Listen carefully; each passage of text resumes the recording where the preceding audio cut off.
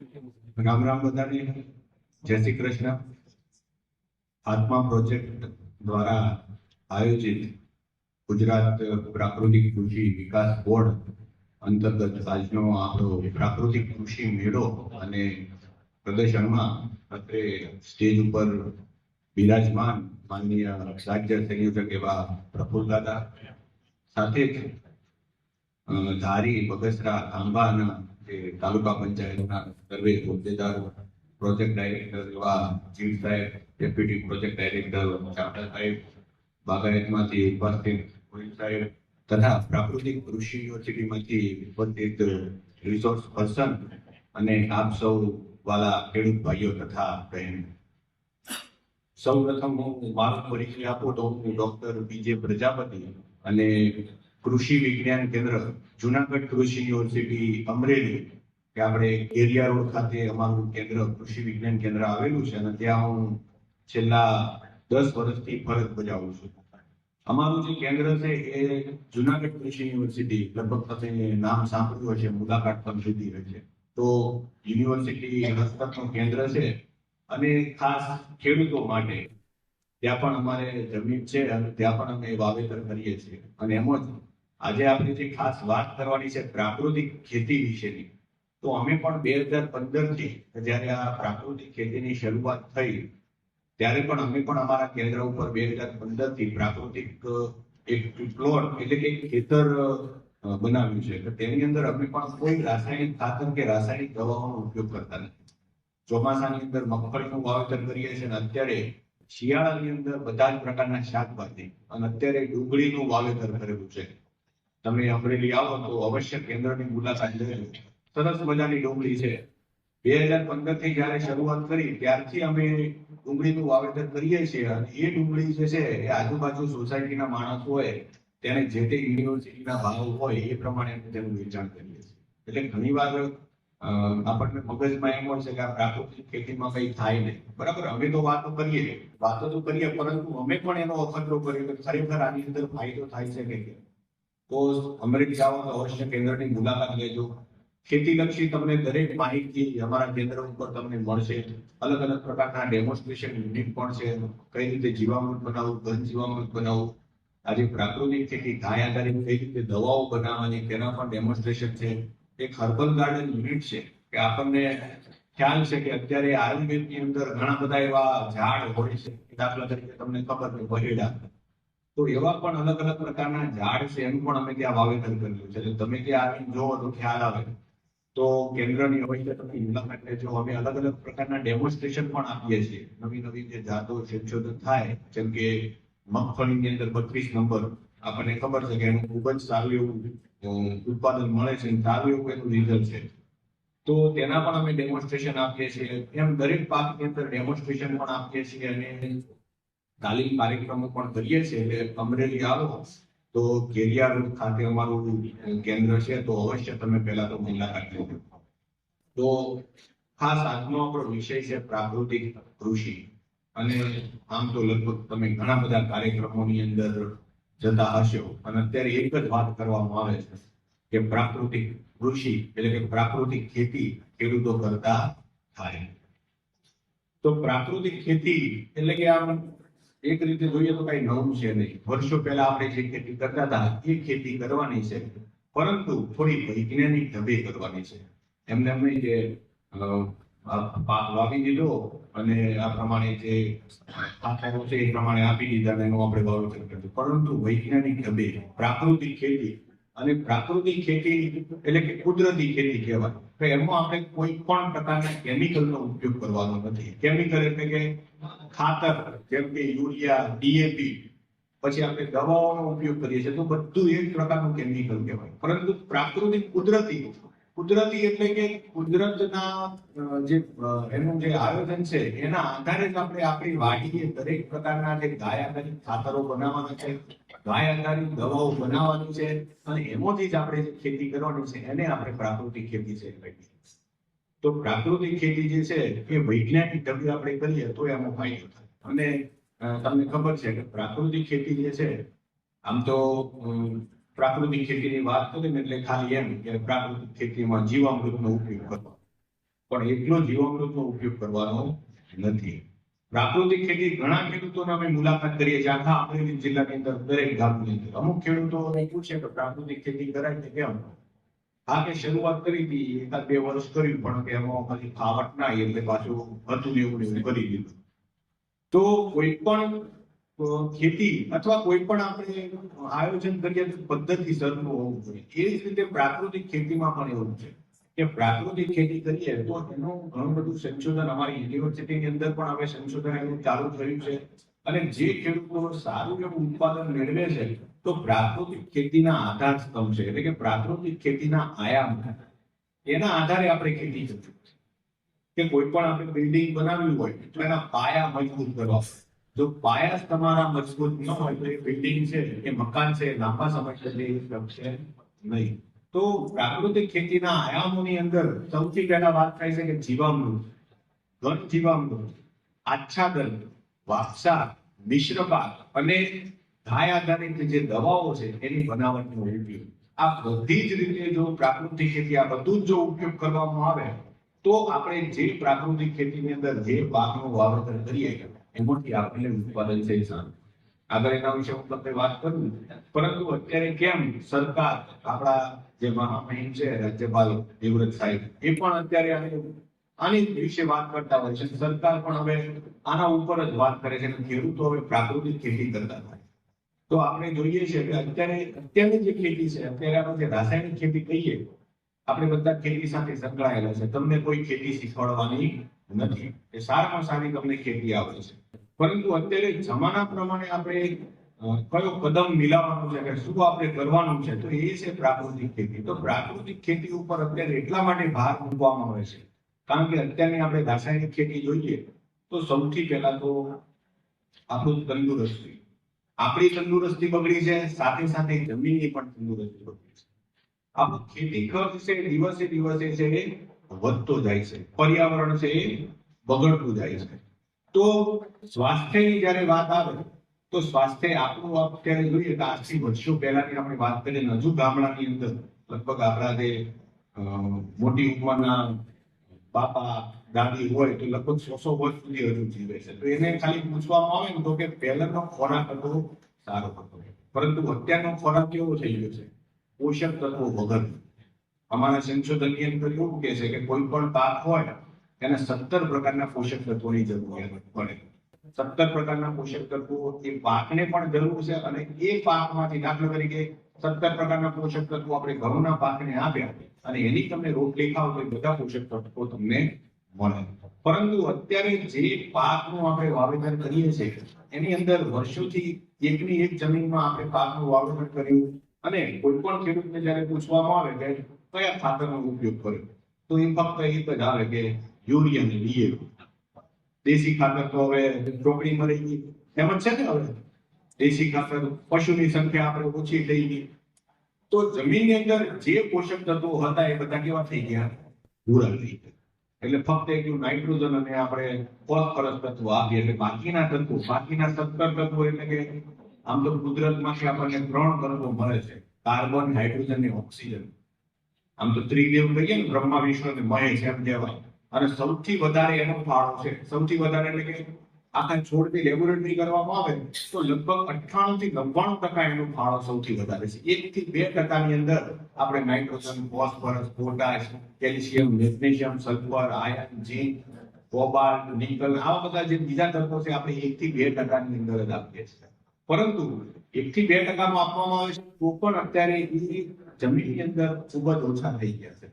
હવે આપણે અત્યારે જોઈએ છે કે લગભગ આપણે ગામડું હોય કે કોઈ પણ સ્થિતિ હોય ગમે તે, અત્યારે દિવસે દિવસે આપણી તંદુરસ્તી બગડતી જાય છે, આપણું આયુષ્ય છે દિવસે દિવસે ઘટતું જાય છે.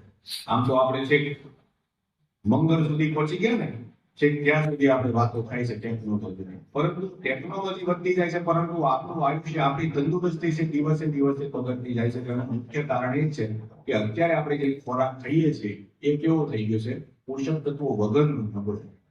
તો પોષક તત્વો ભરપૂર બનાવવા માટે જ્યારે આ પ્રાકૃતિક ખેતી અપનાવવામાં આવે ત્યારે કોઈ કેમિકલનો ઉપયોગ કરવાનો નથી, ગાય આધારિત બધા જ પ્રકારના ખાતરો બનાવવાના છે અને છાણની અંદર અને એમાંથી જે ખાતરો બને છે એની અંદર આવા તમને જે કહું 17 પ્રકારના પોષક તત્વો એ વધતા ઓછા પ્રમાણની અંદર દરેક પ્રકારે આવે.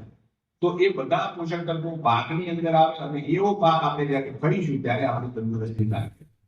અત્યારે આપણે જોઈએ છે કે ડાયાબિટીસ છે, બીપી છે, બરાબર, ગંભીર રોગ, કેન્સર જેવા ગંભીર રોગો, અને સૌથી વધારે કે જે આપણા હાડકાં, બરાબર, ઘણી અમુક ઉંમર થાય એટલે પછી તરત જ આપણને ઘૂંટણને છે એની અંદર દુખાવો ને બધું ચાલતું. તો કેલ્શિયમની ઉણપ છે. અત્યારે અમુકને પશુ હોય છે તો ડાયરેક્ટ કેલ્શિયમ એને પીવડાવવું પડે. તો એ બધું શેના કારણે? કારણ કે આપણા જમીનની અંદર જ કેલ્શિયમ નથી, ચારાની અંદર જ કેલ્શિયમ નથી. જેટલું કેલ્શિયમ જોઈએ એટલું આપણને મળતું નથી. તો એના લીધે આપણો જે ખોરાક છે એ કેવો છે? પોષક તત્વો વગરનો. એવો ખોરાક ખાઈએ એટલે ખાલી આપણને એમ થાય કે પેટ ભરાય, પરંતુ જે પોષક તત્વો જોઈએ એ મળતા નથી. આપણે જોઈએ છે નંબર પણ હવે વાળ છે એ પણ હવે દિવસે દિવસે નાની ઉંમર તો પણ વાળ છે સફેદ થઈ જાય છે. તો આ બધું આપણી તંદુરસ્તી ઉપર અસર કરે છે. એનો એક જ વિકલ્પ છે કે પ્રાકૃતિક કૃષિ, પ્રાકૃતિક ખેતી આપણે કરીએ અને એની અંદર જે અનાજ પાકે એ કરીએ તો આપણી તંદુરસ્તી સારી. બીજું સૌથી અગત્યનું કે જમીનની તંદુરસ્તી. આપણી તો તંદુરસ્તી સાચવવાની છે પણ જમીનની પણ તંદુરસ્તી સાચવવાની છે. અને આપણે તો આપણે હિન્દુ ધર્મની અંદર કીધું છે કે ધરતી માતા છે ને, પરંતુ માતા છે તો એ આપણે જે આવે એની અંદર ખલબતા જ રહીએ છીએ, બરાબર ને, એમાંથી આપણે ઉત્પાદન લીધા રાખીએ છીએ. એને જે જોઈએ છે આપતા નથી. પરંતુ હવે જમીન છે, જમીનની જે તંદુરસ્તી છે, જમીનની અંદર જે ખજાનો કેવો થઈ ગયો છે, પૂરો થઈ ગયો છે. તમને તમારા નજર સામે ખબર હશે, કપાસની આપણે વાત કરીએ તો કપાસ 2002 થી બીટી કપાસ આવ્યો એ પહેલા દેશની હાઇબ્રિડ કપાસ હતા. 2002 ની અંદર બીટી કપાસ આવ્યો ત્યારે કેટલું ઉત્પાદન મળતું? વીઘે આપણે ગણીએ તો 20 મણ મળતું. કેટલું મળતું? 20. અત્યારે કેટલું આપણે ઉત્પાદન થઈ ગયું છે? 10 મણ. સારું થોડું કઈ કર્યું તો 15 મણ. જોઈએ તો ઉત્પાદન કેવું થઈ ગયું? ઘટી ગયું. તો જમીનની અંદર જે પોષક તત્વો હતા, જે પોષક તત્વો પાકને જોઈએ એને મળ્યા નહીં, એના લીધે ઉત્પાદન કેવું થઈ ગયું? ઓછું થઈ ગયું. એવા ઘણા બધા પાકો છે. સાથે સાથે રોગ અને જીવાતનો પણ પ્રશ્ન વધી ગયો છે. હવે આમ તો એવું કહેવાય છે કે જમીનની તંદુરસ્તી સારી હોય તો છોડની તંદુરસ્તી સારી. આપણે નથી કહેતા માતા તંદુરસ્ત હોય તો બાળક કેવું થાય? તંદુરસ્ત થાય. પરંતુ આપણી જે ધરતી માતા છે એની તંદુરસ્તી અત્યારે સારી નથી અને એમાં જે છોડ વાવીએ છીએ તો એની તંદુરસ્તી ક્યાંથી સારી થવાની? તો જમીનની તંદુરસ્તી છે એ પણ ખૂબ અગત્યની છે. જમીન છે 3 બંધારણની બનેલી છે: ભૌતિક બંધારણ, રાસાયણિક બંધારણ અને જૈવિક બંધારણ. આ 3 બંધારણ છે એ જમીનના જળવાવા જોઈએ તો આપણી જમીન છે, માટી છે, તંદુરસ્ત કહેવાય. હવે ભૌતિક બંધારણ એટલે કે પાક પૂરો થયા પછી આપણે ખેડ કરીએ છીએ તો અત્યારે ઢેફા કેવા થાય છે? સાઈડ મોટી ખુલ્લા પગે તો હાલી લઈએ તો આપણા પગ ફોલાઈ જાય, બરાબર. ટ્રેક્ટરમાં તો પછી 45 હોર્સ પાવર ને 50 ને 55 ને પછી નીકળતા જાય. જેટલી જમીન કંઠણ થાય એટલું ઊંચું ટ્રેક્ટર આપણે લાવીએ. પણ આજથી વર્ષો પહેલા બળદથી ખેતી થતી તો એની તો કેટલી શક્તિ, તો એ સરસ મજાની ખેતી થતી. તો ભૌતિક બંધારણ બગડ્યું છે. સાથે સાથે જૈવિક બંધારણ. જૈવિક બંધારણ એટલે કે આપણા જમીન છે જીવંત છે. હવે અળસિયા જોવા મળે છે આપણને. અળસિયાની સંખ્યા પણ ખૂબ જ ઓછી થઈ ગઈ છે, નહીવત. અને આપણે તો એવું છે કે અળસિયા છે આપણા ખેડૂતના મિત્ર.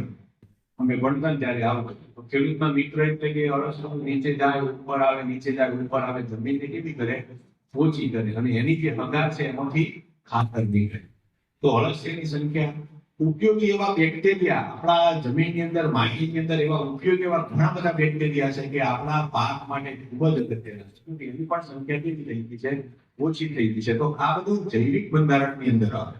તો જૈવિક બંધારણ, ભૌતિક બંધારણ, આ જે છે અત્યારે એના લીધે જમીનની તંદુરસ્તી આપણી બગડી છે. જમીનની તંદુરસ્તી બગડી છે તો એના લીધે આપણે જે પાકનું વાવેતર કરીએ છીએ એનું ઉત્પાદન આપણને મળતું નથી.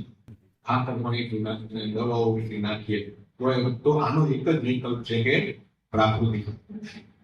સાથે જ પ્રાકૃતિક કૃષિ એટલા માટે આપણે કરવાની છે કે આપણે આપણું ગામડું અને આપણો દેશ છે બચાવવાનો છે. પ્રાકૃતિક ખેતી તમે કરો તો પ્રાકૃતિક ખેતીની અંદર જે તે ઉત્પાદન થાય એનું તમે મૂલ્યવર્ધન કરો અને એનું તમે વેચાણ કરો તો ભાવ પણ તમને કેવા મળે? સારા મળે. અત્યારની આપણે જે ખેતી કરીએ છીએ એમાં આપણે પકવીએ છીએ, પકવી અને સીધું માર્કેટની અંદર જવા દઈએ એટલે ભાવ એના રીતે નક્કી થાય. પરંતુ તમે પ્રાકૃતિક ખેતી કરો તો એના લીધે તમે તમારા ભાવ છે એ નક્કી કરી શકો. એવા ઘણા બધા ખેડૂતો અત્યારે તમે નીચે જુઓ સ્ટોલની અંદર પણ મરચું છે, ધાણા, હળદર, ઘઉં, ઘણી બધી એવી વસ્તુઓ જે છે કે પ્રાકૃતિક ખેતી કરીને એનું વેચાણ કરે છે. તો એનો ફાયદો થાય. સાથે આપણો અત્યારે ખેતી ખર્ચ છે એ વધતો થાય છે અને જેટલું ઉત્પાદન જોઈએ એટલું મળતું નથી. તો એના માટે પણ એનો એક જ વિકલ્પ છે કે આપણે પ્રાકૃતિક કૃષિ છે, પ્રાકૃતિક ખેતી છે એ અપનાવવી પડશે. એટલે આમ તો ઘણા બધા એવા કારણો છે કે શા માટે આપણે પ્રાકૃતિક ખેતી અપનાવવી પડશે. તો આમ તો લગભગ તમે બધા કારણો જાણતા છો, પરંતુ આ બધા કારણો વધ્યા છે એના લીધે સરકાર અત્યારે ભાર મૂકે છે અને અમને પણ કહેવામાં આવે છે કે હવે ખેડૂતો પ્રાકૃતિક ખેતી તરફ આગળ વધે. તો પ્રાકૃતિક ખેતી આજ નહીં તો આવતીકાલે અવશ્ય કરવી પડશે. અને અત્યારે આપણે જોઈએ તો આમ તો ગુજરાતની અંદર 4 યુનિવર્સિટી છે અને હવે નવી યુનિવર્સિટીની સ્થાપના કરવામાં આવી, ગુજરાત નેચરલ ફાર્મિંગ. અને આપણા અમરેલી ખાતે લીલિયા રોડ ઉપર એની કોલેજ પણ ચાલુ થઈ છે અને હાલોલ ખાતે યુનિવર્સિટી છે. અમારો કૃષિ વિજ્ઞાન કેન્દ્રનો જે હોલ છે લીલિયા રોડ ખાતે મોટો, એમાં હજુ એની બિલ્ડિંગ બની નથી એટલે અમે એમને હોલ આપ્યો છે. અત્યારે ત્યાં કોલેજ પણ ચાલુ થઈ છે તો બાળકોને પ્રાકૃતિક ખેતી છે એના વિશે પણ ભણાવવામાં. એટલે કહેવાનો મતલબ એ છે કે આ નહીં તો આવતીકાલે આના ઉપર ખૂબ જ ભાર મૂકવામાં આવશે તો આપણે એ તરફ આગળ વધવું પડશે. પ્રાકૃતિક ખેતીમાં એવું છે કે તમારે 3 થી 4 વર્ષ થાય પછી તમારી જમીન છે, તમારો પાક છે પ્રાકૃતિક કહેવાય. ત્યાં સુધી એનું શું થાય, રૂપાંતરણનો સમય હોય. એટલે આવનારો સમય જયારે આવી ઊભો રહે છે તમે એમ કહેશો મારે હવે પ્રાકૃતિક ખેતી કરવી છે તો એ સમય આપણો નીકળી ગયો છે. એટલે અત્યારથી આપણે જાગૃત થવાની જરૂરિયાત છે. સરકાર છે આટલા તમને બધાને ભેગા કરે છે, અમે પણ આપીએ છીએ, આ બધો ખર્ચો કરે છે. તો એ તરફ આપણે થોડું ભલે એવું નથી કે આપણે 10 વીઘા જમીન તો 10 વીઘાની અંદર આપણે શરૂઆત કરી દઈએ, પરંતુ એકાદ 1 વીઘાથી આપણે શરૂઆત કરીએ તો પછી ધીરે ધીરે આગળ વધીશું તો ચોક્કસ આપણને આનો ફાયદો થાય. એટલે પ્રાકૃતિક ખેતી કરવી હોય તો મેં હમણાં તમને આગળ વાત કરી કે ના આયામ હોય તો એ પ્રમાણે આપણે પ્રાકૃતિક ખેતી છે એ કરવી પડે. એવું નહીં કે પાક વાવી દીધો એટલે જીવામૃત આપી દીધું એટલે આપણે પ્રાકૃતિક ખેતી થઈ. તો એના આયામોની અંદર જીવામૃત તમને ખબર હશે કે ગાયનું જે છાણ છે, આપણે દેશી અથવા ગીર ગાય હોય એના છાણ છે, એનું ગૌમૂત્ર છે, કઠોળનો લોટ છે, ગોળ છે, સીધાપાળાની માટી, જંગલની અથવા વડલા પીપળા નીચેની માટી અને એમાંથી જીવામૃત છે બનાવવામાં આવે છે. તો આ જીવામૃતની અંદર પણ સંશોધન કરવામાં આવ્યું કે જીવામૃતની અંદર એવી શું શક્તિ છે કે આમાંથી આટલો બધો ફાયદો મળે છે. તો જીવામૃતની જ્યારે લેબોરેટરી કરવામાં આવી ત્યારે એની અંદર અમુક વધતા ઓછા પ્રમાણની અંદર જે તત્વો છે કે જે પાકને જરૂરી સેવા તત્વો પણ જોવા મળે. સાથે સૌથી અગત્યનું છે કે એની અંદર સૂક્ષ્મ જીવાણુની સંખ્યા પુષ્કળ પ્રમાણમાં વધી છે. હવે આપણા જમીનની અંદર જેટલા સૂક્ષ્મ જીવાણુ હોય એટલી આપણી જમીન થતી હોય. તો જ્યારે જીવામૃત તૈયાર કરી અને એને જ્યારે ખેતરની અંદર આપવામાં આવે છે, જે તે પાકનું આપણે વાવેતર કર્યું હોય તો જે સૂક્ષ્મ જીવાણુ છે આપણા ખેતરની અંદર જાય છે અને આપણા જમીનની અંદર જે જથ્થો જે પોષક તત્વો પડ્યા છે એને પાક લઈ શકે એવા સ્વરૂપની અંદર ફેરવે છે. અને અમુક જીવાણુ એવા હોય છે કે હવામાંથી નાઇટ્રોજન છે જમીનની અંદર ઉમેરે છે. દાખલા તરીકે તમને ખબર હોય તો મગફળીનો તમે છોડ બહાર કાઢો ત્યારે એના મૂળ ઉપર નાની નાની ગાંઠો હોય છે. તો એની અંદર એવા બેક્ટેરિયા રાઇઝોબિયમ નામના એવા બેક્ટેરિયા હોય છે કે એના જોડે એટલી શક્તિ છે કે હવામાંથી નાઇટ્રોજન સીધો જમીનની અંદર પ્રસ્થાપિત કરે. કે દાખલા તરીકે આપણે યુરિયામાંથી જે નાઇટ્રોજન આપીએ છીએ તો એવું કુદરતે જમીનની અંદર એવી ફેક્ટરી ઊભી કરી દીધી છે તો ડાયરેક્ટ એને એવો નાઇટ્રોજન મળી જાય. એવા ઘણા બધા સૂક્ષ્મ જીવાણુ બેક્ટેરિયા છે. તો એના લીધે દરેક પોષક તત્વો છે દરેક પાકને મળે અને એમાં ફાયદો થાય. તો આ જીવામૃતની અંદર આવા સૂક્ષ્મ જીવાણુની સંખ્યા લાખો કરોડોની સંખ્યાની અંદર એ સંખ્યા છે કે એનાથી આપણને ફાયદો થાય છે. પછી આયામની અંદર આધાર સ્તંભની અંદર ઘન જીવામૃતનો પણ ઉપયોગ કરવાનું કહેવામાં આવ્યું છે. તો ઘન જીવામૃત જે છે એ ગાયનું જે છાણ હોય એ ભેગું કરી અને એના ઉપર આપણે જે જીવામૃત તૈયાર કરીએ એનો છંટકાવ કરવામાં આવે એ લગભગ એમાંથી ઘન જીવામૃત છે એ તૈયાર થાય છે. તો પાયાના ખાતર તરીકે ઘન જીવામૃતનો ઉપયોગ કરવામાં આવે છે અને પછી સાથે જ્યારે પિયત આપવામાં આવે ત્યારે આપણે જીવામૃત છે એનો ઉપયોગ કરવામાં આવે. પછી આની અંદર પ્રાકૃતિક ખેતીના આધાર સ્તંભની અંદર આચ્છાદનનો પણ ઉલ્લેખ કરવામાં આવ્યો છે. આચ્છાદનનો મતલબ એમ થાય કે આપણે જમીનને શું કરી દેવાની, ઢાંકી દેવાની. જમીનને આપણે ઢાંકી દઈએ એટલે જમીનમાં શું થાય, ભેજ જળવાય. જમીનમાં ભેજ જળવાય એટલે અળસિયા છે, સૂક્ષ્મ જીવાણુ છે, એનું કામ છે સતત ચાલુ રાખે. રાત દિવસ એનું કામ છે સતત ચાલુ રાખે. તમારે જમીન ખુલ્લી હોય તો એના ઉપર સીધો તડકો પણ પડે, પક્ષીઓ છે એ પણ અળસિયો બહાર નીકળે એટલે ખાઈ જાય. તો જ્યારે જમીનને ઢાંકેલી હોય ત્યારે શું થાય, પ્રકાશ જશે નહીં, અંધારામાં રહેશે નહીં, એના લીધે ભેજ જળવાશે અને એના લીધે સૂક્ષ્મ જીવાણુ છે એનું સતત કામ છે ચાલુ રાખશે. સતત કામ ચાલુ રાખશે એટલે એટલું પોષક તત્વો છે એ પાકને મળશે. એક સામાન્ય ઉદાહરણ આપું આચ્છાદન એટલે કે દાખલા તરીકે તમને ખબર છે કે અત્યારે ઉનાળાની સિઝન છે ને, હવે બજારની અંદર તરબૂચની ટેટી આવશે, બરાબર, આવી પણ ગયા છે. તો એનું વાવેતર શેમાં કરે છે, મલ્ચિંગમાં કરે છે. તો એમાં શેનો ઉપયોગ કરે છે, પ્લાસ્ટિક મલ્ચિંગનો આવે ને, પ્લાસ્ટિકનો કાગળ. તમે તરબૂચનું વાવેતર એમને કરો અને પ્લાસ્ટિકના કાગળમાં કરો તો બંનેનો ઉત્પાદનમાં તમે જોવો તો ઘણો મોટો તફાવત થાય છે. તો એ શા માટે, કે પ્લાસ્ટિક ઢાંકી દેવાથી જે ભેજ છે સતત જળવાય છે અને સૂક્ષ્મ જીવાણુ છે સતત એનું કામ ચાલુ રાખે છે. તો પ્રાકૃતિક ખેતીની અંદર આમ તો આપણે પ્લાસ્ટિકનો ઉપયોગ કરવાનો નથી, પરંતુ વનસ્પતિ જે કચરો હોય એ કચરો જે આપણે પાટલાની જગ્યા વધે એની અંદર આપણે એનો નાખી અને એનાથી આપણે આચ્છાદન કરવાનું છે. તમે જીવંત આચ્છાદન પણ કરી શકો. જીવંત આચ્છાદન એટલે કે ઘણા ખેડૂતો કપાસનું વાવેતર કરે અને એનો જે પાટલો વધ્યો એની ઉપર ચોળીનું વાવેતર કરી દે. ચોળી તમને ખબર હોય તો ચોળી છે ઝડપથી ફેલાય આખો જે ખુલ્લી જગ્યા છે એને શું કરી દે, ઢાંકી. તો એના લીધે નાઇટ્રોજન પણ મળે, સૂક્ષ્મ જીવાણુ પણ એનું સતત કામ ચાલુ રાખે, નિંદામણ પણ ન થાય. એટલે આચ્છાદનનો પણ આની અંદર ઉપયોગ કરવાનો કીધું છે કે આચ્છાદન પણ આપણે કરવું છે. પછી વાપસા કન્ડિશન. વાપસા કન્ડિશનનો મતલબ એવું થાય કે જે માટીના રજકણ છે એના વચ્ચે હવા હોય એમાં ભેજ હોય, એટલે આપણે આચ્છાદન કરીએ તો હવા અને ભેજ, કોઈ પણ પાક છે એને પાણીની જરૂરિયાત છે નહીં, એને શેની જરૂરિયાત છે, ભેજની જરૂરિયાત છે. તો ભેજ એને વાપસા કન્ડિશન દ્વારા એને સતત એને ભેજ છે મળતો રહે. પછી મિશ્ર પાક પદ્ધતિનો પણ આમાં ઉલ્લેખ કરવામાં આવ્યો છે. મિશ્ર પાક પદ્ધતિ એટલે કે ખેતરની અંદર ફક્ત એક જ પાકનું વાવેતર કરવાનું નથી, એની સાથે આપણે 2 થી 3 અને બને એટલા વધારે પાકનું આપણે વાવેતર કરીએ, કમસે કમ 2 પાક તો હોવા જોઈએ. તો એના લીધે જૈવ વિવિધતા જળવાય. જૈવ વિવિધતા એટલે કે ઉપયોગી જીવાત છે એની સંખ્યામાં વધારો થાય. ઉપયોગી જીવાત એટલે કે મગફળીનું આપણે વાવેતર કરીએ છીએ તો મગફળીની અંદર જ્યારે ઢળો આવે, મોલો આવે તો એને ખાવા કોણ આવે છે, દાળિયા આવે ને, દાળિયા આવે છે. તો દાળિયા છે આપણી ઉપયોગી જીવાત છે. એ જ રીતે તમને ખબર હોય તો લીલી ફૂંકટી પણ કપાસની અંદર આવતી હોય છે. તો આવા બધા ઉપયોગી જે જીવાત છે એની સંખ્યામાં શું થાય, વધારો થાય. અને આજથી વર્ષો પહેલા અમુક હજુ ખેડૂતો ઘઉં આપણે મગફળીનું વાવેતર કરે તો એમાં મકાઈની છાંટ નાખે છે. તો એ શેના માટે, તો એના ઉપર આવી પક્ષી બેસે ને પક્ષી ઈયળને તરત ધોઈને એને ખાય, ખોરાક તરીકે ઉપયોગ કરે. અને મકાઈ જુવાર જેવું વાવેતર હોય તો એની અંદર દાળિયાની સંખ્યા પુષ્કળ પ્રમાણમાં થાય અને એ ફાયદો આપણે આપણા મગફળીમાં મળે કે જે ઘડો આવે એને ખોરાક તરીકે ઉપયોગ કરે. તો પ્રાકૃતિક ખેતીની અંદર આ મિશ્ર પાક કરવાથી અને બીજું એકથી વધારે પાક હોય ત્યારે દાખલા તરીકે તમે ઘઉંનું વાવેતર કરો અને સાથે ચણાનું વાવેતર કરો તો એનાથી શું થાય, ચણો કઠોળ પાક છે તો નાઇટ્રોજન પણ એટલું જમીનની અંદર વધારે ઉમેરાય અને એ ફાયદો કોને મળે, ઘઉંને મળે. તો મિશ્ર પાકનો પણ આનો ઉપયોગ થયો છે. અને વનસ્પતિ આધારિત દવાઓ બ્રહ્માસ્ત્ર છે, અગ્નિઅસ્ત્ર છે, ધર્માસ્ત્ર છે, તો આવી બધી દવાઓ છે એનો પણ આનો ઉલ્લેખ કરવામાં આવે છે કે એનો એ બધી દવાઓ આમ તો હું અહીંથી વાત કરું તો યાદ રહેશે ને, પણ બુકલેટ આખી એની બુક આપણા રાજ્યપાલ સાહેબ છે એમને આખી બુક છે એ તૈયાર કરેલી છે. એ તમે વાંચશો તો એની અંદર વિગતે વિગત બધું જ ગુજરાતીની અંદર આપેલું છે.